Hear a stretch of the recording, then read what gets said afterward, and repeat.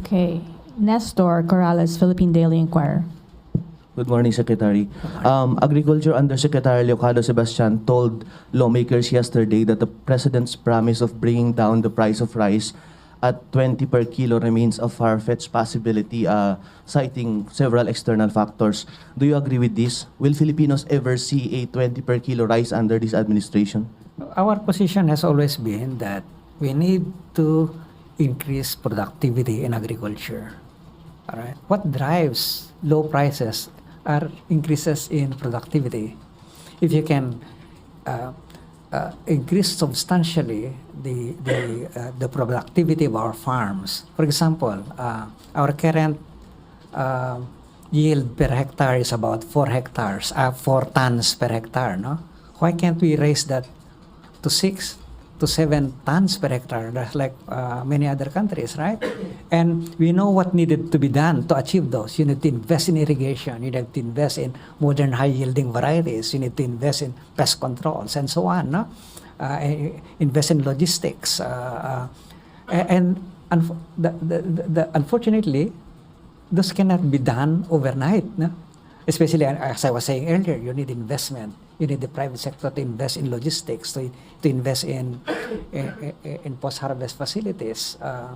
We need government to build more irrigation systems, durable, resilient irrigation systems. We need to develop varieties that are resilient to climate change, to floods, those cannot happen overnight. But if we can do this, and if we can do that, we should be able to reduce prices substantially. Prices need not be this be high, as you can see it from other countries. You look at Thailand, you look at Indonesia, Vietnam. Those prices are much lower than us because their productivity is high. Farm productivity is high. We have neglected agriculture for decades, and that's what we are trying now to reverse.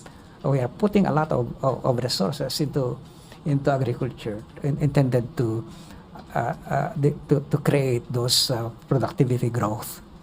Secretary, with these interventions and agri-policies being undertaken by the government, do we have a timeline or kailan po kaya maasahan ng Pilipino yung 20 pesos per kilo na rice? Meron ba kayong timeline na tinitingnan?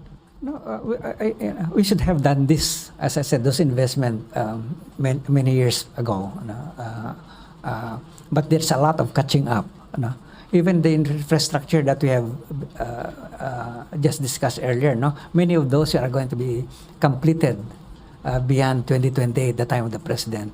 But we are not looking at just this time period. No, we are looking at the sustainability. We are looking at the medium term. For us, the Marcos administration, look at ambition natin 2040 as its peg for its medium-term plan, no? Yung ambition natin 2040 is, that's the prosperity, the inclusive prosperity, the shared prosperity that we all want by 2040. But that progress has to be sustained over the next 2 more administrations after the Marcos administration. So ganon yung catch up that we as a country need to do to join the ranks of our neighbors. So I can't say that by next year you should be able to that's asking for the moon. It's that that's not going to happen, because as I said, there's so much catch up thing to do, so much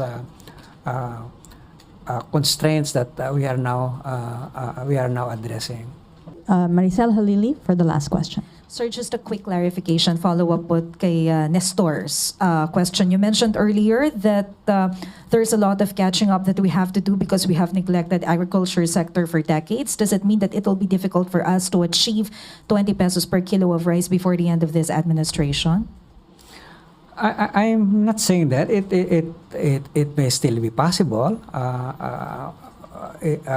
Again, we are not in control of so many things, no? Assuming that we progressed in raising productivity, you should be able to increase the purchasing power. Alam mo niyo, ang pinaka-importante naman sa farmers, sa poor is yung purchasing power nila, right? So if we can prevent the purchasing power of every Filipino from being eroded by inflation, that is a good direction to take. No?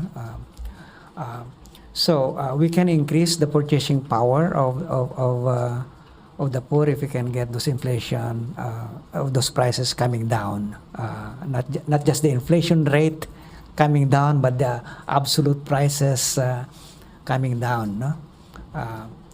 So yun ang ang goal natin. We are looking at the broader picture. Again, it's nice to look at one commodity like rice, but in our framework for prosperity and inclusivity for all, we look at those other considerations, no? That matter most. Kasi if you reduce naman prices of rice, halimbawa to 20, you can actually do that, no? You can actually do that. But if you don't increase productivity while you are doing that, then the farmers will suffer. The rice farmers will suffer. So that's the one thing that you have to understand. Our president make a promise to reduce the prices of rice. That has to be taken in the context that what we will do is to increase productivity. Because if we reduce the prices of rice at that level without commensurate increase in productivity, who will suffer? It's the farmers that you are trying to protect, right?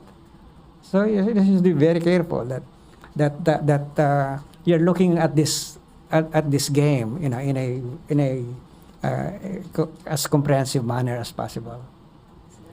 Okay, well, thank you so much, Secretary Balisacan. Thank you for the updates on the 8th NEDA board meeting and other socio-economic issues.